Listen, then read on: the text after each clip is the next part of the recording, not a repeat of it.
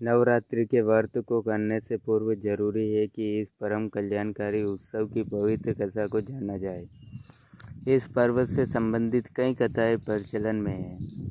प्रस्तुत है प्रमुख कथाएं। कथा एक पौराणिक कथा के अनुसार नवरात्रि में माँ दुर्गा ने महिषासुर नामक राक्षस का वध करके देवताओं को उसके कष्टों से मुक्त किया।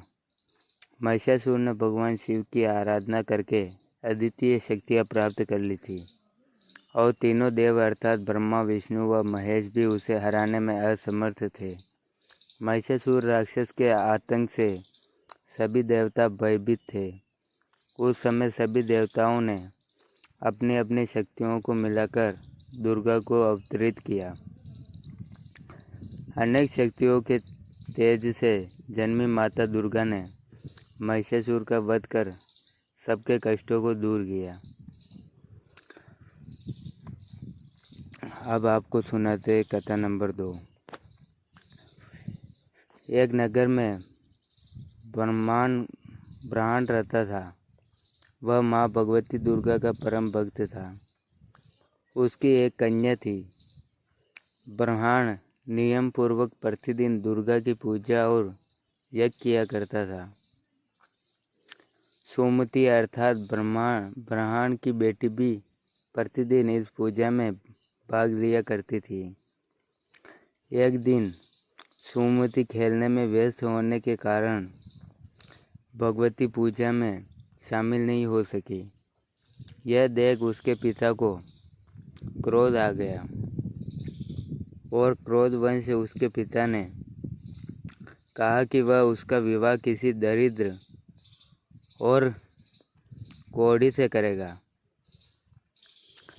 पिता की बातें सुनकर बेटी को बड़ा दुख हुआ और उसने पिता के द्वारा क्रोध में कही गई बातों को सहज से स्वीकार भी कर लिया।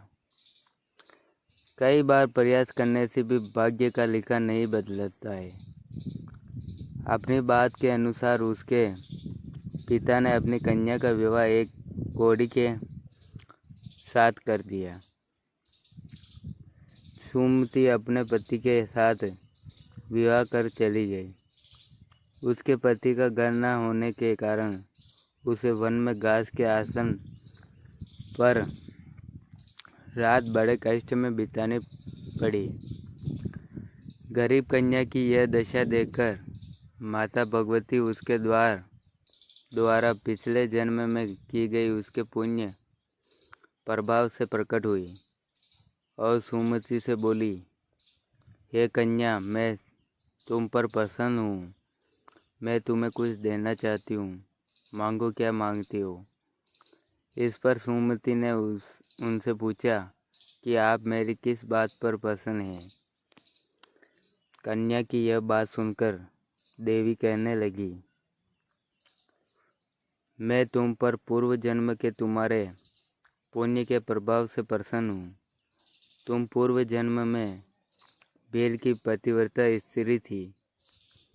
एक दिन तुम्हारे पति भील द्वारा चोरी करने के कारण तुम दोनों को सिपाहियों ने पकड़कर जेल खाने में कैद कर दिया था। उन लोगों ने तुम्हें और तुम्हारे पति को भोजन भी नहीं दिया था। इस प्रकार नवरात्र के दिनों में तुमने न तो कुछ खाया और ना ही जल पिया। इसलिए 9 दिन तक नवरात्र व्रत का फल तुम्हें प्राप्त हुआ। यह ब्राह्मणी, उन दिनों अनजाने में जो व्रत हुआ उस व्रत के प्रभाव से प्रसन्न होकर आज मैं तुम्हें मनोवांछित वरदान दे रही हूँ। कन्या बोली कि अगर आप मुझ पर प्रसन्न हैं तो कृपया करके मेरे पति का कोढ़ दूर कर दीजिए। माता ने कन्या की यह इच्छा शीघ्र पूरी कर दी। उसके पति का शरीर माता भगवती की कृपा से रोगहीन हो गया। अब आपको सुनाते हैं कथा नंबर 3। रामायण के एक प्रसंग के अनुसार भगवान श्री राम लक्ष्मण व हनुमान समस्त वानर सेना द्वारा आश्विन शुक्ल प्रतिपदा से नवमी तक 9 दिनों तक माता शक्ति की उपासना कर दशमी तिथि को लंका पर आक्रमण प्राप्त किया।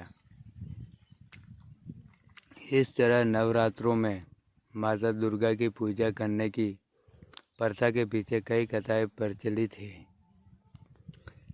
जिसके बाद से ही नवरात्रि का पर्व आरंभ हुआ और माता दुर्गा की पूजा होने लगी। अगर ये वीडियो आपको अच्छा लगा हो तो चैनल को सब्सक्राइब ज़रूर कर दें और लाइक करें और शेयर करें।